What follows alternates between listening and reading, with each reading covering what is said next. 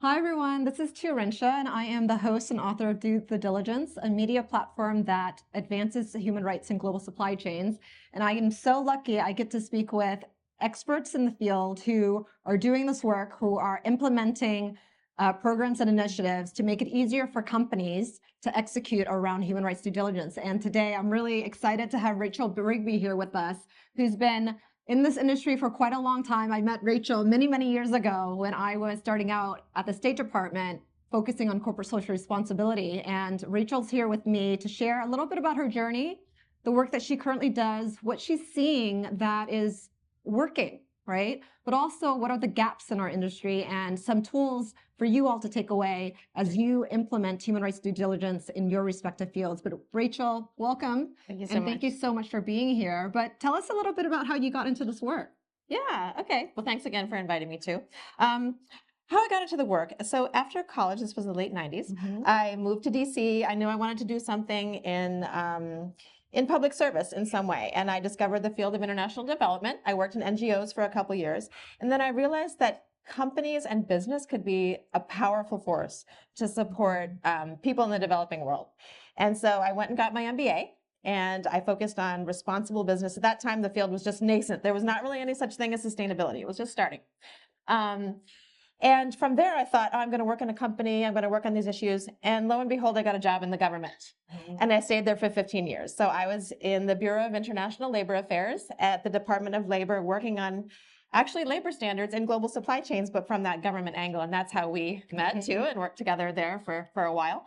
Then I left after 15 years, went to work at Rainforest Alliance, which is a global agricultural certification organization. And I really got to work directly with a lot of companies there on the challenges of labor and human rights in their agricultural supply chains. And then from there, I moved to Verité, where I've been for 2 years now, as the senior director heading up our extended supply chains practice group. That means I work only with companies on issues in their supply chains, and mostly the agricultural sector. You know, like me, you've had a lot of different experiences in different organizations. What are you seeing that are the greatest opportunities right now?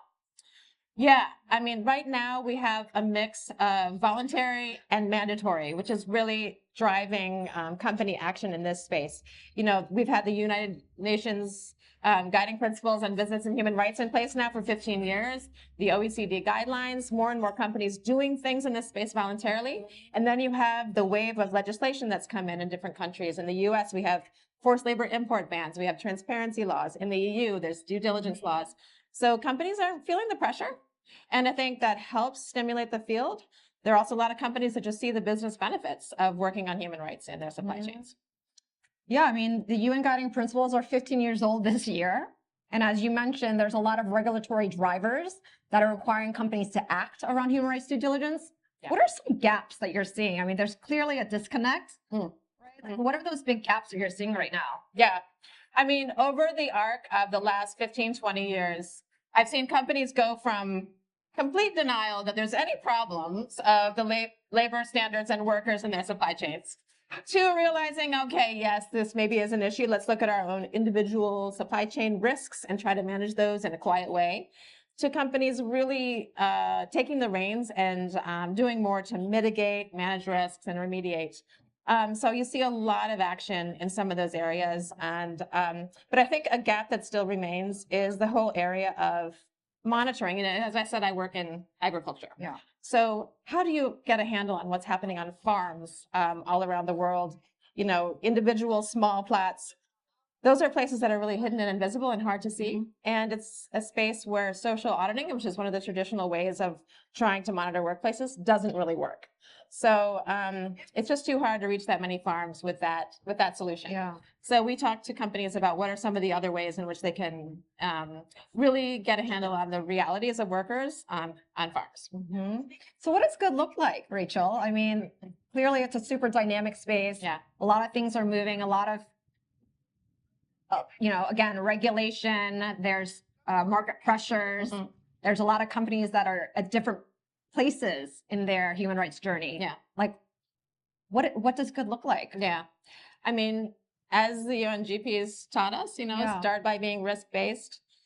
commit to doing due diligence, but you don't have to start everything at once. Figure out what your greatest risks are, start there, build up to really good practice, expand, and just continually improve.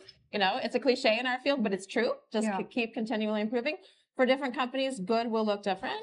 We really have some leadership companies that are investing a lot. And I think for those companies, the impetus comes from the top. These are the companies where the senior leadership is on board with human rights. They know what it means. They know the risks.